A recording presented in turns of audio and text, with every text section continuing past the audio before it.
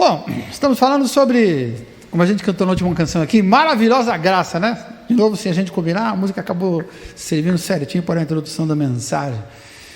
E a semelhança do que fiz semana passada, eu queria começar falando sobre graça, né? E falar sobre, dando exemplos, etc, etc. Eu falei, não vou falar não. Eu nem sei como é que eu comecei semana passada, talvez você se lembre. E hoje também estudei algumas coisas para falar sobre graça, mas achei tudo tão teórico e a gente que experimenta a graça de Deus de maneira tão prática, né, também não achei muito relevante. E aí a única coisa interessante e até engraçada que eu falei, eu vou falar sobre isso, né, uma particularidade, mas eu vou falar sobre isso, né? Foi um sonho que eu tive esta noite, de ontem para hoje, e curiosamente foi o mesmo sonho de anteontem para ontem. Curioso, né? De anteontem para hoje eu tive um sonho. E de ontem para hoje eu tive um sonho com o meu elemento. Que sonho foi esse? Fiquei curioso agora, né? Conta aí. Né? Sonhei com um cachorro. Aliás, esse cachorro, sonhei com 2 cachorros. No sonho de anteontem para ontem, eram 2 Rottweilers. E aí eu interagia com os cachorros ali, eu não lembro se eu tinha medo, mas em um certo momento eu não tinha mais medo e eles obedeciam. Achei curioso aquilo, né? E eram 2. Não sei se é porque eu estava vendo um filme que tinha um cachorro no filme, sei lá. E aí quando foi de ontem para hoje, o que aconteceu de novo, com 2 cachorros, só que 2 pastor alemão. E aí é interessante que de vez em quando as pessoas têm sonhos e vêm perguntar para mim, como se eu fosse Bidu. Pastor, eu tive um sonho. É mesmo, irmão? Eu dou corda, né? É mesmo, irmão? Conta o sonho, né? E já virou até um hábito, o pessoal tem sonho e conta. E na maioria das vezes, eu interpreto o sonho para as pessoas, né? Mas eu interpreto por malandragem, por experiência de vida. Muitas vezes a pessoa, ela está tendo um sonho e aquilo é só uma reverberação do que está acontecendo com a vida dela.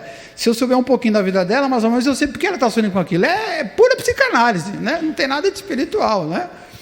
Claro que eu já tive sonhos espirituais, sonhos que eu sonhei e era uma revelação direta de Deus, mas esses são bem raros, né? E fiquei pensando, será que esses 2 cachorros é sonho também, não? Será que Deus está mandando jogar no jogo do bicho, né? Pegar o número do cachorro e dobrar o número e dar 1 milhar, já pensou? Estourar a banca? Seja como for, se eu tivesse essa revelação, se Deus me desse uma explicação sobrenatural do que significar esses 2 sonhos, por que Deus faria?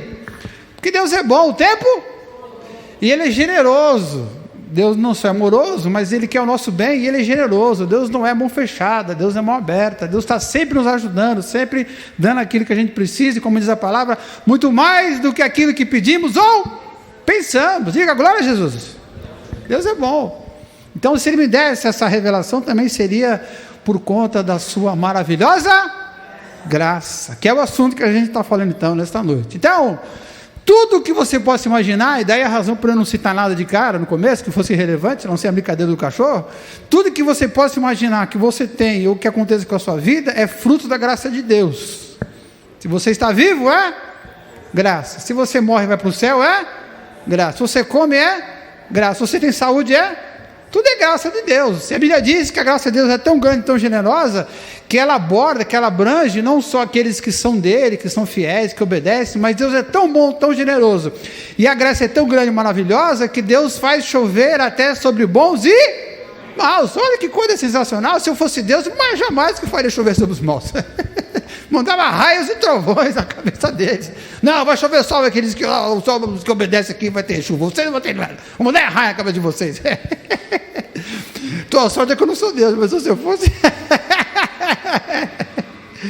Capítulo 12, verso 28. Por isso, tomando o estudo da semana passada, recebendo nós um reino inabalável, temos que fazer o quê? Vamos reter a graça de Deus. Retenhamos quer dizer, não vamos perder a graça de Deus, não vamos abrir mão da graça de Deus. Como eu te falei até também semana passada, nossa língua portuguesa nos ajuda nesse caso, né? Vamos meter a garra na graça, igual um animal caçador, quando pega lá uma caça qualquer, um gavião, por exemplo, que mete o bico e as garras, uma vez que ele mete a garra, ele não desgarra. Enquanto ele não usufrui daquilo, quer dizer, vamos agarrar a graça, não vamos desgarrar da graça. Você não pode deixar a graça escapar, porque a graça já foi dada. Se foi dada, agora está na tua mão, não deixa ela escapar. E para isso, te falei semana passada e continuo falando hoje, a gente precisa desenvolver algumas práticas em nossas vidas. Está lembrado semana passada? A primeira delas que eu te falei era o amor. Semana passada eu te falei que a primeira prática que você precisa ter na sua vida para não largar a graça de Deus é o amor.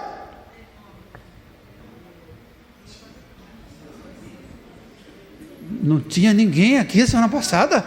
Esse povo todo aqui não tinha uma alma viva aqui semana passada. Duvido, eu dou. Amor. Oh, Jesus da graça. Amor fraternal. Seja constante o amor fraternal, diz o livro de Hebreus, falei semana passada, né? E também te falei que a segunda prática que você tem que desenvolver para você não deixar a graça embora, de escapar entre os dedos, é você praticar o desapego financeiro. Contentai-vos com o que tendes, lembra disso? Foram as duas que eu citei semana passada. E hoje, para que você possa entender o que você tem que fazer para não deixar a graça de Deus escapar das tuas mãos, você tem que fazer mais duas coisas, tem que praticar mais duas coisas importantes na sua vida. As duas são, a primeira, a dignidade sexual. Diga comigo, dignidade. Mais uma vez com vontade agora. Dignidade sexual. Igual os seres sexuados agora. Dignidade. Para que a graça não escape das nossas mãos, nós precisamos praticar a dignidade sexual. Vamos entender esse troço aqui. Vamos falar de to have to play no have to fly. Isso. Capítulo 13, verso 4. Digno de honra entre todos seja o matrimônio. Eu prefiro essa palavra do que em outra versão. O matrimônio, bem como o leito sem mácula, sem mancha, porque Deus julgará os impuros e os adúlteros. Se Deus me deu graça, vários tipos de graça, e muita graça, maravilhosa graça sobre a minha vida, e eu não quero que essa graça escape da minha vida. Primeira coisa que eu preciso entender é que eu preciso ter dignidade na minha vida sexual. E começando com essa palavra aí, que na sua Bíblia deve estar matrimônio. Se por acaso você estiver em VI, estiver casamento, você pode pegar uma caneta e riscar, porque está errada a palavra. É errada a palavra? Não é casamento aí? Não, matrimônio é a palavra mais correta, mas eu nem sei se a palavra, para dizer a verdade, eu não sei se a palavra matrimônio é adequada, não. Se eu fosse traduzir esse trem para o livre, por minha livre e espontânea vontade e compreensão, eu ia botar outra palavra que talvez escandalizasse muita gente. Ué, por quê? Por que dizer matrimônio aí? Sabe que a Bíblia não foi escrita em português, né? Foi escrita em grego. A palavra que está aí, pastor, no grego, que palavra que é? Ó, a palavra que é traduzida, por exemplo, quando Jesus conta aquelas parábolas sobre casamento, por exemplo, uma delas, tinha um rei que foi celebrar as bodas do seu filho, lembra essa parábola? E aí ele veio para um baita de um banquete, uma festa sensacional, e mandou chamar um monte de gente, e na hora todo mundo falou que não podia, lembra disso? Então a palavra ali, festa de casamento, é traduzida como banquete, em algumas bíblias, é a mesma palavra que está aqui no texto. Então nas parábolas aparece, aquela parábola das 10 virgens, que estavam esperando a hora e o dia do casamento, e estavam na festa de casamento, e na hora das núpcias, também está traduzido errado lá no texto, quer dizer, na hora do matrimônio, ou das núpcias, ou da festa de casamento, as 5 estavam espertas, e as outras 5 estavam dando bobeira. A palavra aí também é a mesma que aparece em Hebreus. Quando Jesus fala sobre a doutrina da humildade, por exemplo, em certo lugar Jesus diz o seguinte, tem tantas coisas sobre humildade: olha, quando você for convidado para uma festa de casamento, não sente nos primeiros lugares, fica lá no fundinho, lá escondido, porque de repente, se você sentar na frente, pode ser que alguém chegue e fale assim: você pode levantar porque esse lugar é para outra pessoa, aí você vai passar vergonha, Jesus ensinou. Então fica lá escondidinho, no último lugar, que pode ser que o dono da festa chegue e fale assim: senta mais aqui na frente, você vai ser honrado, né? É a mesma palavra que aparece aqui em Hebreus, quando fala das bodas, famosas bodas, o famoso casamento de Caná da Galileia, onde Jesus fez o seu primeiro milagre. Pensei, agora beleza, agora estão firme, né? Estava não falece, né? Jesus pega ali a água e transforma em vinho. Diz que Jesus e seus discípulos e sua família foram convidados para uma festa, para uma boda de casamento. É a mesma palavra que aparece aqui. Eles foram convidados para um matrimônio. Ou seja, quando fala em Apocalipse capítulo 19 sobre as bodas do Cordeiro, quando a igreja finalmente se reúne com Jesus, e ali tem uma espécie de casamento da noiva, que é a igreja, com o seu noivo, que é Jesus Cristo, é a mesma palavra que tem aqui em Hebreus, onde diz: digno de honra de todos seja o matrimônio. Ué, então não está falando de casamento, está falando de quê? Festa de casamento? Eu pensei que essa cerimônia de casamento, esse ritual que muda de cultura para cultura, de país para país, eu pensei que fosse só um pedaço de papel. Tem gente que fala assim, eles são um pedaço de papel. Se você olhar para o papel, é só um pedaço de papel. Mas para a Bíblia não é só um pedaço de papel. É uma celebração pública, é um ato público, social. A Bíblia diz que esse ato público, social, tem que ser reverenciado, tem que ser respeitado, tem que ser praticado. É o ato público, social, e que junta um homem e uma mulher, e ali diante da sociedade na qual eles estão inseridos, a partir daquele momento, todo mundo fica sabendo que ali nasceu uma nova família. É a festa de casamento. É o almoço com os padrinhos, aí dando para o cartório, alguns fazem na igreja, alguns fazem na casa, chamam um pastor, chamam um padre. Lembro que eu era pequeno, a minha irmã segunda mais velha ia se casar, e a família dela era, do marido, futuro marido, era macumbeira. E eu pequeno, eu tinha 17, 18 anos, recém-convertido, eu fiquei desesperado, meu Deus do céu, minha irmã vai casar na macumba? Não, eu não vou nesse negócio não, recém-convertido. Aí eu perguntei para o pastor, ela vai casar na macumba? Ele, não, era um português. Não, irmão, aí fica em paz, pode ficar em paz, porque está tudo abençoado. Eu falei, como? Era macumba! E aí, naquela época, o português pastor Eduardo Teófilo de Mello me explicou que, na verdade, é o ato público do casamento que legaliza o casamento, né? E ali começa, então, o que a gente chama erradamente de matrimônio. O casamento começa com o matrimônio, começa com a festa de casamento. Se eu estou namorando, eu quero que você entenda isso hoje. Nos últimos dias apareceu uma confusão com essa história, então eu quero que você entenda. Sou solteiro, estou namorando. Aí eu olho para a cara da minha namorada, ela olha para a minha cara e fala, pega sua roupa, vamos morar lá em casa, bora. Vamos morar juntos, para ver o que acontece. Vamos se amaziar. Como se diz antigamente, né? No tempo quando eu era criança, se usava a expressão tico-tico no fubá. Você está casado, você está solteiro, ou você está tico-tico no fubá? Quer dizer, está amaziado? Quando a pessoa está amaziada, não passou por esse ato público solene, reverenciando ali o casamento, a pessoa está em pecado, segundo diz a Escritura. E segundo a lei brasileira, depois de alguns anos, e depende se você tem filho, depende do tipo de vida que você está tendo, a lei brasileira, depois de um tempo, reconhece aquele relacionamento e formaliza. A partir do momento em que a lei brasileira formaliza e torna público, aí deixa de ser o amaziamento, deixa de ser pecado. Olha que coisa interessante. Também quando era garoto tinha uma expressão que, puxa vida, ficar velha é uma porcaria, né?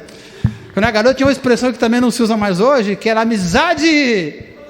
Vocês também estão ficando velho, tá vendo aí? Então não lembrou. Tinha amizade colorida. Que diabo era amizade colorida? Era tipo assim, eu tinha uma pessoa lá que não... Era minha namorada? Não. Era meu marido, minha esposa? Não. Era seu amigo? Era amigo, mas era seu amigo? Não. Como assim? Às vezes a gente ficava junto, às vezes não ficava, às vezes transava, não transava, mas se ela arrumasse alguém, não tinha nada comigo, eu também não. Era amizade? Que diabo é isso? Isso era pecado, isso é pecado diante da Bíblia. Agora, se lá no meio da Amazônia, bem numa tribo bem virgem mesmo, onde não tem igreja católica, onde não tem espiritismo, onde, pelo menos formalizado, né, não tem o espiritismo religioso, não tem igreja católica, não tem nem a Assembleia de Deus. Não, é difícil, né? Mas numa tribo tão virgem que nem a Assembleia de Deus, a igreja católica não tem.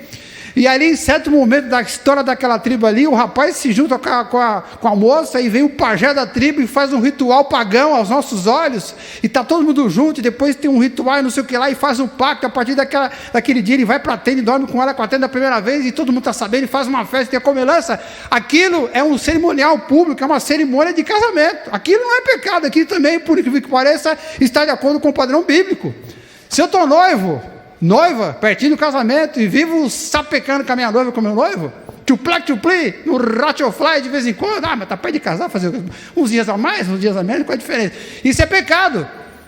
Mas se eu pego meu pai e minha mãe, o pai dela, a mãe dela, a gente vai lá no cartório, assina um documento, eu vou pagar o almoço ali no Habib's, e é para a gente comemorar, deixou de ser pecado, porque passou pelo ritual público de casamento, para ser mais preciso, de matrimônio. Quem entendeu, diga amém? Então, cuidado aí para você abrir a sua mente. Então, a Bíblia diz que esse ato público, ele tem que ser preservado, tem que ser respeitado. Digno de honra entre todos seja esse ato público, essas bodas, esse matrimônio, essa cerimônia pública. E digno de honra também seja o leito sem mácula. Isso é mais fácil de entender, né? Aí, nesse caso, já é a pessoa que está casada e ela não pula a cerca, né? Não tem relações sexuais com pessoas fora do casamento. Está falando da fidelidade, do relacionamento conjugal.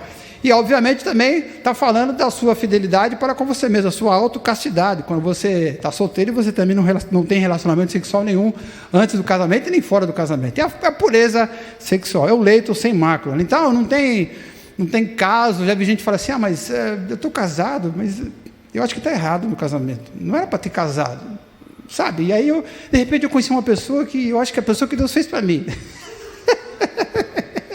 Mas você não está casado com essa aqui? Eu sei disso, pastor, eu sei. Mas você não está entendendo. Aquela pessoa, eu acho que é a pessoa que foi feita para mim, uma criatura. Você quer que eu explique direito? Não existe isso, cara. Não existe amante, não existe um terceiro parceiro, não existe... Tem gente que está na moda de casar 3, já viu essa palhaçada? Não, um casamento de 3, tem um tal de... Essa expressão é moderna, é atualizada, um tal de poliamor, já ouviu falar nesse trem? Deus do céu, como é o poliamor? A pessoa casada com várias pessoas mesmo. Não, isso não existe, cara, isso é palhaçada. Palhaçada. Pecado, outros nomes para pecado. A Bíblia diz, retenhamos a graça. E para reter a graça tem que fazer o quê? Tem que ter dignidade sexual. Não adianta eu querer inventar. Por quê? E o texto mostra que existe uma razão. É a razão radical, a razão principal.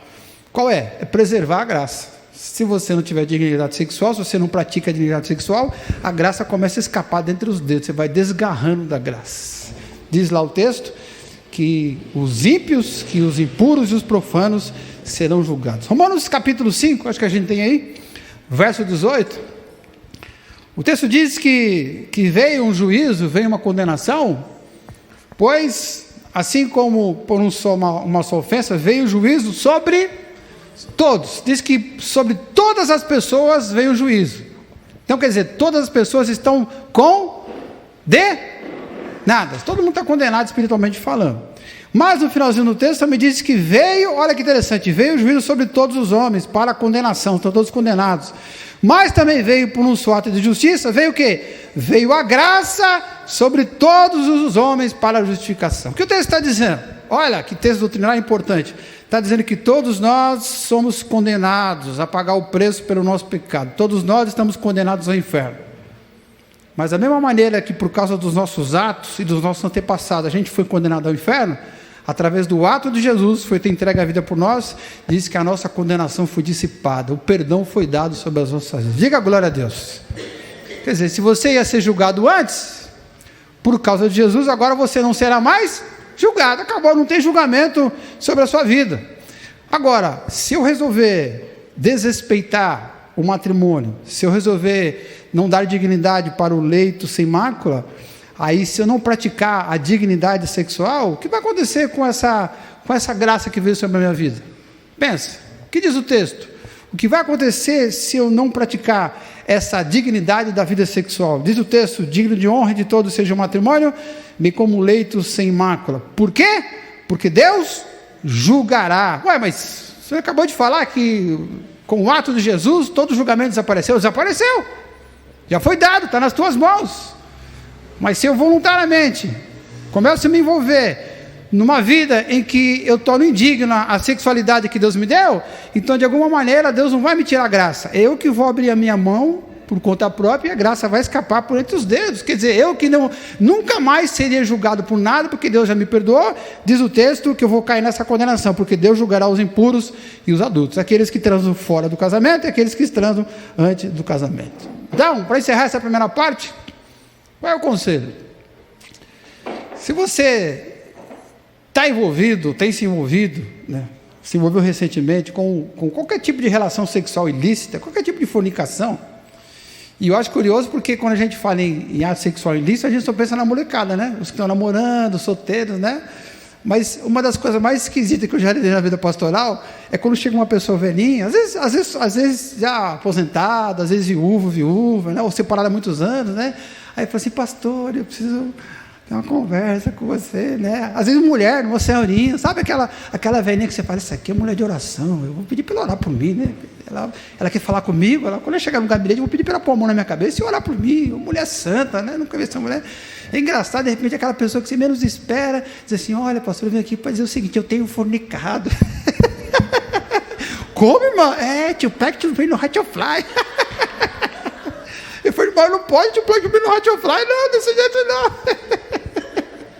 Então, se tem fornicação na sua vida, se livra dessa porcaria aí, ó. Respeite o matrimônio, né? Livre-se do adultério se você for casado, pior ainda, se ele for casado ainda, se livre dessa porcaria. Se arrependa da atitude, né? A Bíblia diz que nós pecamos, ficamos sujos, e diz a Bíblia que ainda que o nosso pecado seja vermelho escuro, ficará mais branco do que a neve, mas a gente tem que se arrepender para que isso aconteça. Deus é fiel para nos purificar de todo pecado, de toda imundícia. Então se livra, mas para se livrar tem que se arrepender, para você manter a graça de Deus sobre a sua vida. Por isso, irmãos, recebendo um reino inabalável, retenhamos a graça de Deus. Como é que a gente faz isso aí? Tendo dignidade na nossa vida sexual. Diga amém. Segunda prática que eu preciso ter na minha vida para manter a graça de Deus, não deixar a graça escapar. Além do amor fraternal, que eu te falei semana passada, além de eu me contentar com o que eu tenho, que te falei semana passada, além de eu ter uma dignidade na minha vida sexual, como a Bíblia diz, e a gente acabou de falar, o que mais eu preciso fazer para a graça não escapar? Eu preciso ter pureza na minha vida doutrinária, pureza doutrinária. E aqui é um pouquinho mais complicado. Hebreus capítulo 13, versículo 9. Vamos ver lá? Não vos deixeis envolver por doutrinas várias ou variadas e doutrinas estranhas. Porquanto o que vale é estar com o coração cheio, confirmado com a graça de Deus. O que vale é a graça de Deus. E o texto está deixando claramente o quê? Se você se envolver com doutrinas variadas e doutrinas estranhas, você não vai estar se envolvendo com a graça. Ele está fazendo uma relação entre as duas coisas. Para que Deus nos dá dons espirituais? Para vários propósitos, várias razões. Mas o livro de Efésios, por exemplo, capítulo 4, depois se você quiser conferir em casa, verso 14, ele cita ali um dos objetivos, um dos motivos pelos quais Deus nos dá capacidade espiritual. Especialmente para aqueles que ensinam a palavra, por exemplo. Por que Deus coloca algumas pessoas na nossa vida para nos ensinar a Bíblia? Para a gente ter um pouco mais de profundidade. Diz o texto lá em Efésios capítulo 4, 14 em diante, de que Deus faz isso para que a gente chegue na nossa maturidade espiritual. Então sempre vai ter alguém perto de você em algum momento, e hoje com o fenômeno da internet, muito mais fácil ainda, mesmo que você não vá para a igreja nenhuma, não vá para lugar nenhum, em algum momento, por causa da internet, Deus vai colocar alguém que vai te alcançar sempre levando uma palavra. Pastor, a minha igreja é muito ruim, o pastor não pega direito, não tem quem ensine, não sei o que lá. Se esse for o caso, eu tenho certeza que algum dia na semana, ouvindo um rádio, ou televisão, ou internet, sei lá, Deus vai usar alguém e vai te ensinar a doutrina. Porque Deus quer que você chegue até a plenitude e a estatura de quem mesmo? De Cristo, certo ou não? Sim ou não? Deus sempre vai colocar alguém, beleza.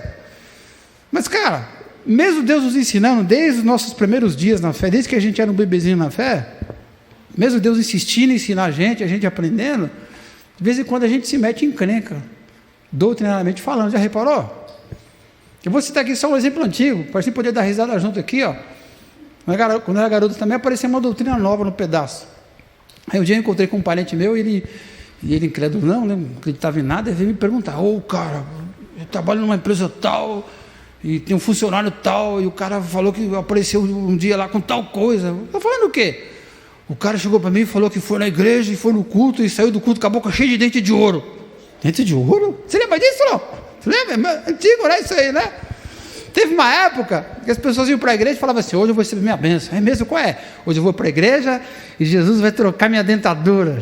Vou tirar essa dentadura velha aqui, amarelada já, e vou sair com a boca igual um cigano, né? Cheinha de ouro. Boca rica. Vou contar um segredo, tá? Para quem não sabe, antigamente o Tião, sabe o Tião? Ele tinha um apelido, era Boca Rica, ele tinha um monte de dente de ouro. Sabia essa do seu avô? Sabia essa? Uns 300 anos atrás ele tinha os dentes de ouro, né? Aí tirou tudo, trocou por um dente de verdade, né? O cara ia para a igreja falando assim: eu vou para a igreja receber uma bênção, né? Aí eu vi uma pessoa que era cristã e era dentista, e um dia falou o seguinte: olha, vai desculpar, amigão, vai desculpar, eu sou dentista. E eu já vi várias pessoas que foram para o consultório com a boca com ouro, e era ouro mesmo, que apareceu nesses cultos aí. Mas o cara falou o seguinte: vai desculpar, mas se aquele ouro quem colocou foi Deus, então eu estou servindo Deus errado, porque é uma porcaria, mal feito, o ouro misturado com uma espécie de cárie. Já pensou, cara? O ouro com cárie, com tártaro. Ué, aquilo ali foi uma doutrina esquisita, estranha, que apareceu. A gente se meteu com um negócio desse, cara. Teve muito problema por causa disso no passado. Hoje não está muito diferente, não tem de ouro, mas tem umas maluquices também. A gente sempre acaba se envolvendo, apesar de Deus insistir, nos ensinar, e levantar pessoas para nos ensinar. Vira e mexe, a gente se mete em coisas loucas como essa. Hoje, a gente falando, parece uma doideira, não parece? Mas na época, não sei quem se lembra dessa época, quem é dessa época, era uma loucura, meu. Era uma loucura. Teve igrejas que separaram, que racharam por causa disso. Era uma loucura, que parece ser uma besteira. A Bíblia diz, deixemos, 13:9, não vos deixeis envolver com essas doutrinas, quer dizer, não se deixe levar por essas doutrinas. Aqui se deixar envolver é se deixar levar, se deixar desviar. E aqui o interessante, um detalhe da língua original, que é o grego, está aquilo que a gente chama de tempo contínuo, quer dizer, não se deixe levar por essas bobagens teológicas que aparecem o tempo todo, é um ato contínuo, não é uma coisa que apareceu no passado e agora nunca mais aparece, não. Ela pode mudar de cara, pode mudar de nome, pode mudar do tipo de doutrina, mas sempre o tempo todo vai aparecer uma porcaria qualquer, querendo deturpar a doutrina que Deus colocou na tua cabeça. Então está dizendo, ó, se livre dessas porcarias, dessas doutrinas, dessas doutrinas que podem fazer com que você perca o acesso à graça e toda a graça que Deus já te deu. Se livre dessa porcaria para não perder a graça de Deus. E para ser mais preciso, a gente precisa entender quais são as porcarias. Quais são os tipos de doutrina? Presta atenção agora, hein? Em que a gente tem o risco de se envolver e que pode comprometer o nosso acesso à graça de Deus ou à graça que já nos foi dada. E o texto cita, Hebreus 13:9, não vos deixeis envolver por doutrinas várias ou doutrinas variadas. Que são doutrinas várias ou doutrinas variadas com as quais você não pode se envolver ou se deixar envolver para não perder a graça de Deus sobre a sua vida. Quais são? Não está falando aqui o texto de você ter visões diferentes, ou possíveis interpretações diferentes para um assunto qualquer, seja ele qual for. Vou te dar um exemplo simples, que também é debatido desde sempre, mas nunca chegou sem lugar nenhum, sobre aquele papo de que eu escolho se eu quero Deus, ou é Deus que escolhe se me quer. Lembra disso? A tal da eleição, o livre-arbítrio. De repente, no mesmo lugar, pode ter pessoas que pensam de uma maneira ou de outra, mas na prática não muda nada, porque para eu pregar o evangelho, aquela pessoa, e a pessoa se converter, ela tem que ser escolhida por Deus, eu tenho que pregar de qualquer maneira. E só que eu não sei se ela foi escolhida ou não, eu tenho que pregar de qualquer maneira. E se eu não pregar, outro vai pregar para ela. Quer dizer, não muda na prática, ela vai ter que ouvir o evangelho de qualquer maneira. Então, são teologias variadas, mas não são doutrinas variadas. O problema é quando a teologia vira uma doutrina. Ou seja, quando eu pego uma teologia, não se perde no raciocínio não. Quando eu pego uma interpretação possível, eu digo assim, ó, essa interpretação é a verdade. Acabou. Só que eu pego uma outra interpretação sobre o mesmo assunto e digo, não, isso aqui é verdade. Opa, mas você tem duas verdades sobre a mesma coisa? Vou te dar um exemplo, dentro do texto aqui, ó. Diz o texto, não vos deixeis envolver por doutrinas várias. O que vale é estar com o coração confirmado com a graça. Então, eu lendo esse texto, e se depois que eu ler esse texto, eu te fizer a seguinte pergunta, você recebe as coisas da parte de Deus por graça ou por mérito? O que você vai dizer? Por graça, está claro, né? Mas olha para mim, tem gente que acha que é as duas coisas, se lascou, doutrinamente falando, já está perturbado. Esse camarada já crê em doutrinas variadas, ele não quer uma doutrina só, crê em duas, ele crê no mérito e crê na graça. Ué, uma coisa ou outra? É Deus que dá ou você que consegue com a sua própria mão? Como é que funciona? Como é que funciona esse negócio? Tem lógica isso? Imagina se eu sou solteiro, por exemplo. Eu sou muito feio. Imagina, já conheceu uma pessoa muito feia? Muito feia, não? Eu conheci várias, muito feias, muitas. Mas imagina uma pessoa tão feia, que a própria mãe diz assim, meu filho não é feio, ele é bonitinho. Você viu que a mãe sempre disse que o filho dela é lindo? Já reparou ou não? Nunca vi até hoje uma mãe fala assim, não, meu filho é feio. Você já viu ou não? Eu só vejo os não, meu filho é lindo. Às vezes o moleque é feio para diabo, né? Feio para diabo, você vai no hospital visitar aquela criança, né? Se é bonito, você fala, nossa, que criança linda, maravilhosa. Aí você é feio, pastor. Aí você diz assim, é a cara do pai, né? Olha, a cara do pai, muito feio, fica parecendo o pai. Você nunca vê a mãe falando que é feio. Ela fala o quê? Bonitinho. Imagina um camarada que a própria mãe diz que ele é bonitinho. E esse camarada fala assim, porque eu acredito que o homem traça os seus próprios caminhos, que Deus te dá a vara e manda você pescar. Mas, cara, você é feio pro diabo. Não interessa, eu vou malhar, eu vou fazer um implante no cabelo, sei lá, vou trocar o cabelo, vou colocar um aparelho nos dentes, sei lá. O que acontece com a fé desse sujeito? Ele está exercitando a fé, sim ou não? Ele está dependendo dele, né? Ele está achando que ele pode resolver o problema por conta própria.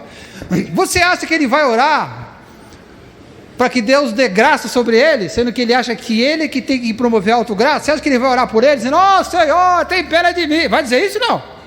Ele vai dizer, não, Deus, me dá essa sabedoria que você me deu aqui, deixa comigo. É isso que ele vai dizer. A fé dele vai ser minada, porque ele crê numa coisa, mas está vivendo outra. Ele crê na graça de Deus, mas na verdade vive por mérito. O que vai acontecer com ele no final da vida? Vai ficar? A menos que ache uma mulher bonitinha como ele. Vai ficar o quê? Acompanhado? Vai morrer cheio de filhos? Vai morrer sozinho, cara. Está entendendo? Sim ou não? Então, agora, se a pessoa é feia como eu, por exemplo, né?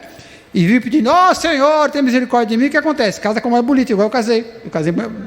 Foi graça de Deus, né? Meus amigos falam assim, rapaz, você teve graça, hein? Como pode, irmão, você é tão bonito, você é tão feio, e você ter casado com ela? Eu digo, é graça, irmão. É graça.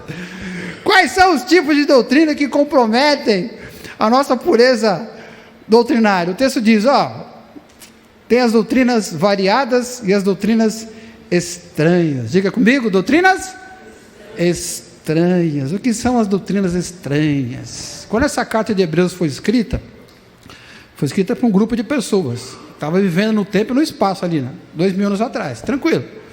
Então eles tinham os problemas deles, como a gente tem o nosso problema aqui hoje, problemas específicos. E eles tinham problemas doutrinários, como a gente tem hoje. E na época deles, um problema doutrinário que era muito forte, uma maluquice que estava espalhada no meio das igrejas daquele tempo, para quem essa carta foi escrita, era um negócio que tinha a ver com o que a gente conhece hoje por gnosticismo, teologia do conhecimento. Era uma coisa pagã que se filtrou dentro da igreja. Pra você ter ideia como isso era doido? Tinha gente dentro da igreja que falava assim, olha, eu acredito em Jesus Cristo. Glória a Deus, né? E você crê em Jesus? Creio, glória a Deus, né? E como você acha que foi o nascimento de Jesus? O nascimento de Jesus? Como assim? Como você acha que Jesus veio ao mundo? Foi pela Virgem Maria, não foi?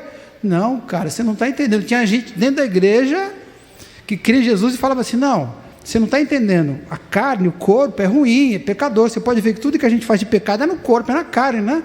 Como é que Deus ia ter carne? Como é que Deus ia se misturar com o pecado? Jesus, na verdade, nunca teve um corpo igual ao nosso. Foi uma espécie de fantasma que apareceu e pregou para os 12. E os 12 trouxeram a mensagem. Isso acontecia dentro das igrejas. Olha que maluquice. A pergunta naquele tempo ali, as pessoas que se deixaram convencer por essa doutrina estranha, vocês acham que elas permaneceram na graça de Jesus? Sim ou não? Difícil, hein? Difícil. Já reparou que no livro de João, das cartinhas de João, vira e mexe, ele diz assim, olha, se um espírito aparecer e falar que Jesus veio em carne, esse é de Deus, né? E se o espírito não reconhece que Jesus veio em carne, esse não é de Deus. Quer dizer, se um profeta está te falando, alguém está te ensinando e falando que Jesus não veio em carne, isso não é de Deus não, cara. E sem Deus você vai perder a graça de Deus. A Bíblia diz, não vos deixeis envolver por doutrinas várias e estranhas, porquanto o que vale é estar com o coração firmado na graça de Deus. E para piorar naquele tempo ainda, tinha muito judeu que tinha se convertido, e nas igrejas era raro ter igreja que não tivesse ali um monte de judeus. E era raro não ser a maioria. Imagina, os caras criando essas maluquices, esse tal de gnosticismo aí, com todas as bobagens que eles falavam, e tinha um monte de judeu na igreja que acreditava nisso, e ainda acreditava meio que na lei de Moisés, na maneira com que Moisés ensinou a gente se relacionar com Deus, uma maneira que já estava vencida. Já era a tal da outra dispensação, outra maneira de Deus lidar com as pessoas. Tinha gente dentro da igreja que falava assim, eu creio em Jesus, mas você precisa não tocar em alguns alimentos. Se você comer alguns alimentos, já que você é judeu, agora você é cristão, judeu cristão e gnóstico, você não pode comer alguns alimentos, senão você perde a graça de Deus. Perde a graça? Você está falando do quê? Lembra que os judeus tinham uma lista enorme de alimentos que não podia comer, por exemplo, carne de porco, ou alguns crustáceos, alguns bichos do mar. O cara não comia, por exemplo, não comia torresmo. Quem de vocês não come torresmo? Deixa eu ver. Quem não come torresmo? Você come torresmo que eu já vi, não? Quem não come torresmo? Aquele magrelo que é corredor e essa aqui quer ficar magrelo igual a ele. Tirando isso, gente normal, todo mundo come torresmo, não é isso? A pessoa vai ficar sem torresmo, cara? Você consegue ver sem torresmo? Fala a verdade. Sem carne de porco, né? Quem de vocês odeia, não gosta de camarão? Deixa eu ver, quem não gosta de camarão? Ah, mentira, mentira, mentira. Não pode ser. Não existe um ser humano que não gosta de camarão, é mentira, não. Os judeus não podiam comer carne de porco, não podiam comer camarão. Só que é o seguinte, ao rejeitar o camarão, ao rejeitar a carne de porco, qualquer alimento que eles achassem que era proibido, eles não só rejeitavam aquilo, mas depois eles olhavam para Deus e falavam assim: Senhor, agora finalmente derrama a tua graça sobre a minha vida. Ué, Deus te dá graça porque você deixou de comer, ou você comeu alguma coisa, ou deixou de comer alguma coisa? Ou Deus te dá graça porque Ele dá graça? Qual é a resposta? A primeira ou a segunda? Claro que é a segunda. Se eu começo a achar que eu tenho que fazer e eu posso fazer alguma coisa que vai atrair a graça de Deus, aí a graça já não é graça, é mérito, ué. É mérito meu.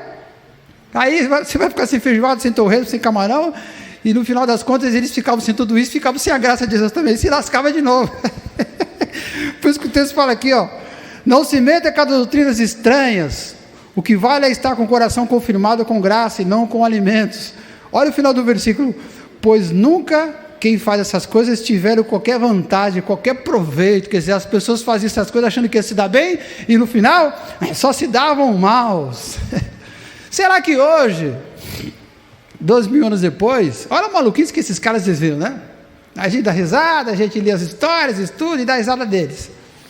Será que daqui a 2000 anos, se Jesus não tiver voltado, e as pessoas estiverem estudando o que a gente pensa hoje sobre doutrina, será que não vão rir da gente também?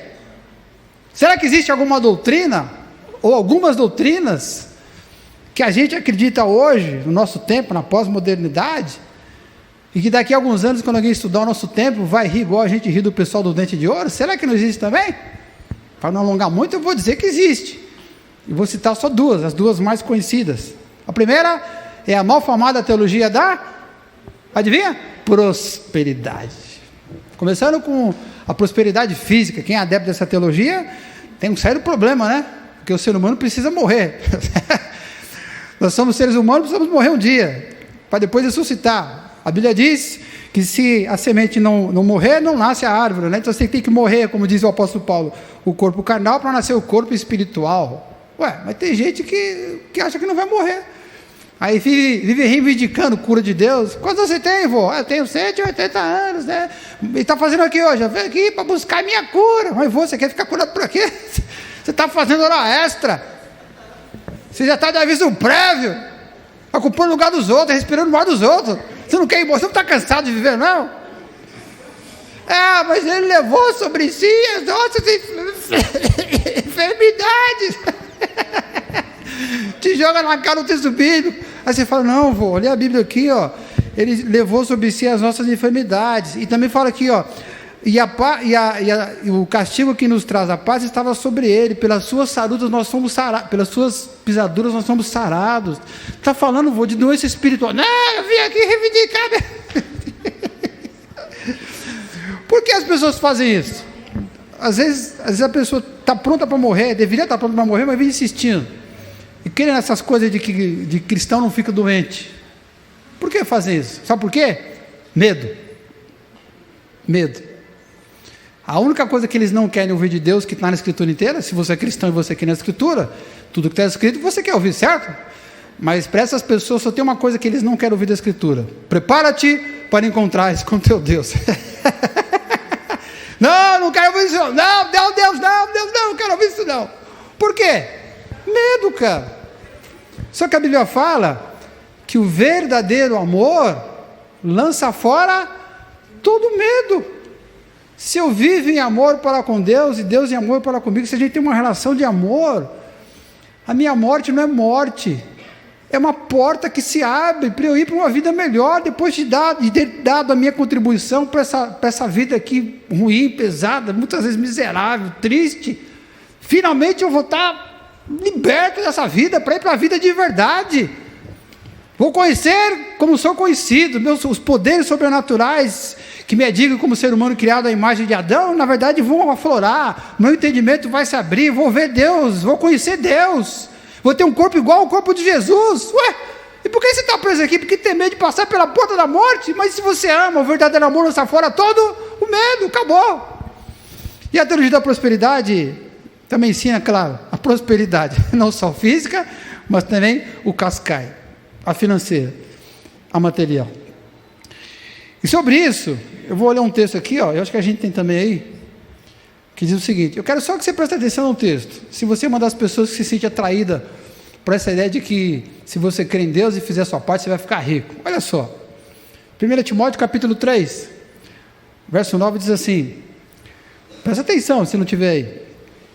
Os que querem ficar ricos, querem, né? Os que querem ficar ricos, caem em tentação. Não é que pode cair, é que cai mesmo, cai em tentação. Cai em tentação, em armadilhas e em muitos desejos descontrolados e nocivos, que levam os homens a mergulharem na ruína e na destruição. Quem é que está nesse quadro aí? A pessoa que deseja ficar rica. E mais ainda, diz o resto do texto aí no verso 10, por que dessa desgraça toda? Porque o amor ao dinheiro é a raiz de todos os males. Se eu escuto um negócio desse, aí eu vou lá e vou dizer, Senhor, me faz prosperar, eu quero ter um iate, eu quero ter um apartamento na praia, eu quero ter não sei o que lá. Depois de ter ouvido o texto que diz, contentai-vos com o que tendes, o que eu estou chamando para mim? Desgraça. Mas as pessoas da igreja não sabem disso? Está errado? Sabem.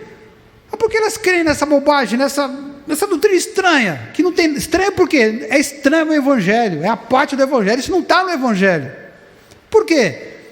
Se por um lado elas abraçam a doutrina da prosperidade do corpo, que tem medo da morte, porque não vive de fato o amor para com Deus, o amor não deixa Deus amá-las de verdade, ficam longe de Deus. No caso da grana, eles se deixam pegar não pelo medo, mas sabe pelo quê? Pela ganância. Se não é pego pela dor, é pego pelo bolso. 2 Pedro capítulo 2, verso 3, presta atenção nesse texto, acho que a gente tem também aí, que diz o seguinte, olha, diz que existem pessoas, pregadores, ensinadores, profetas, que são movidos por avareza, e aqui tem uma profecia que se cumpre no dia de hoje, que diz o seguinte, essas pessoas farão comércio de vós, com palavras fictícias, vão fazer negócio com vocês, vão te enganar vocês, para eles o juízo lavrado, a longo tempo não tarda, e a sua destruição não dorme. E o verso 2 diz assim, e muitos seguirão as suas práticas libertinas, muitos seguirão as suas estranhas doutrinas. Ou seja, o cara é pego pela ganância. Ele recebeu um monte de graça de Deus, mas ele queria mais do que a graça estava dando. E no final acabou com o quê? Com nada, porque a graça escapou entre as mãos dele. Não vos deixeis envolver com doutrinas variadas e estranhas, porquanto o que vale é estar com o coração confirmado com graça e não com alimento, pois nunca tiveram proveito, nunca tiveram vantagem os que praticam essas coisas. O que tem gente, olha, isso é sério, hein? O que tem gente que dá dor de cabeça para os médicos, vai no médico, passa mal, e o médico fala, e aí, você está tomando remédio? Não, eu creio no Senhor Jesus. Aí o médico olha para a família e fala, o que eu vou fazer? Eu dou o remédio, vocês compram, e ele não toma? Está dizendo que Deus vai curar ele? A Bíblia ensina você a fazer as duas coisas, orar e tomar um remédio. Se tem alguém entre vós doente, chama os pastores, ore, né? Confessa os pecados aos outros e passa o óleo representa o remédio. Toma o remédio e faça oração. Confessa os pecados, faça oração e toma o remédio. A Bíblia fala das duas coisas de Tiago. E os caras só querem oração. Não, porque eu creio que o Senhor Jesus vai me libertar dessa enfermidade. Ué. Aí o que acontece? Ao invés de conseguir graça e viver mais alguns anos, morre. O que não queria acontece. Já vi histórias de pessoas que pela ganância saíram do emprego, bom emprego, bom salário, condições de trabalho adequadas, boas, saíram e eu tenho que abrir um negócio porque eu sou filho de Deus, Deus me colocou por cabeça e não por cauda. Já viu essa história em algum lugar? E aí o cara tirava as férias 2 vezes por ano, todo ano trocava de carro, tinha uma boa casa, tudo estruturado financeiramente falando, quer dizer, Deus tinha dado muita graça, mas a ganância subiu no coração, não, eu vou abrir uma empresa, eu quero ganhar na casa dos milhões, não sei o quê. Aí pega todas as economias, pega o fundo de garantia da vida inteira, sai do emprego, abre um negócio, mas não tem tiro para o negócio, ou não busca o treinamento adequado, e aí se quebra todo e entra na falência. Por quê? Porque crê numa falsa doutrina, uma doutrina esquisita, uma doutrina estranha ao nosso meio. E tem mais uma doutrina estranha que eu vou citar, é a segunda.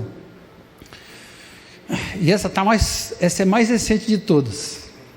A da prosperidade, a do dente de ouro já é meio antiguinha, já tem algumas décadas. A da prosperidade já tem uns 10 anos, talvez, um pouquinho mais. E essa que eu vou te falar agora, ela é bem fresquinha, saiu do forno há pouco tempo. Aquela doutrina que diz o seguinte: aquele que não ama, não conhece a Deus, porque Deus é amor. Você acha, dizem essas pessoas, que Deus que não tem amor, Deus que é amor, Deus que criou cada um de nós em amor, Deus que por amor mandou o Filho dele para morrer por todos nós, e o Deus que é todo poderoso, quando ele fecha uma porta ninguém abre, quando ele abre ninguém fecha, né? Agindo eu, como diz o velho profeta, agindo eu, quem pedir? Você acha que esse Deus vai deixar que a sua criatura, que os seus filhinhos, porque querem, e ele quer diferente, você acha que esse Deus vai deixar esses filhinhos irem para o inferno? Você acha que o Deus que nos ama vai deixar a gente que não sabe de nada, a gente, a nossa ignorância, a gente ir para o inferno? Parece um argumento interessante, né? Em teologia a gente chama isso de universalismo. Sabe o que é isso? É a doutrina que todo o universo criado será salvo. Todas as pessoas, aqueles que se renderam a Jesus, e que seguiram Jesus, e que abriram mão de tudo por Jesus, essas serão salvos. E aqueles que conheceram Jesus, mas tiveram aquela vida com Jesus, né? Meio lá, meio cá, como se dizia antigamente, né? Um pé no mundo, um pé na igreja, esses também vão ser salvos. E aqueles que nunca nem quiseram saber de Jesus, Jesus cercou, foi atrás deles, se manifestou, mas não quero, eles são coitados, são inocentes, não sabem o que estão fazendo. Ó Senhor, como diz o Senhor na cruz, perdoa-os, não sabe o que faz. É isso que Jesus falou sobre eles. Você acha que essas pessoas vão para o inferno? Lógico que não. Verdade isso? Mentira. O inferno é um dragão, rapaz, é um dragão que fica com a boca aberta consumindo gente todo dia. Deus é amor, mas Deus também tem a sua justiça. No livro de Pedro diz assim, 2 Pedro 3,9, o Senhor não demora em cumprir a sua promessa, como julgam algumas pessoas. Pelo contrário, Ele é paciente. Deus é paciente, Ele espera o tempo que for preciso para você se arrepender. Isso é verdade, Ele espera. Ele é paciente com vocês, e Ele não quer de verdade que ninguém pereça. Ele não gostaria que ninguém fosse para o inferno. Claro, Deus não se agrada, como diz o Velho Testamento, com a morte do ímpio, está escrito, né? Deus não se agrada, mas que todos cheguem ao arrependimento. Deus quer que todo mundo chegue ao arrependimento. Mas se eu não quiser me arrepender, se eu não quiser mudar de vida, pelo que a palavra mostra e pelo que a gente sabe experimentalmente, empiricamente, que a gente vê, eu tenho livre-arbítrio, eu não sou uma máquina, eu não sou um robô. Muitas vezes Deus quer que eu faça uma coisa e eu sei que eu faço completamente diferente do que Ele queria, e nem por isso Ele me possui na hora ali como se fosse um demônio e me obriga a fazer o que eu não quero, inconsciente não.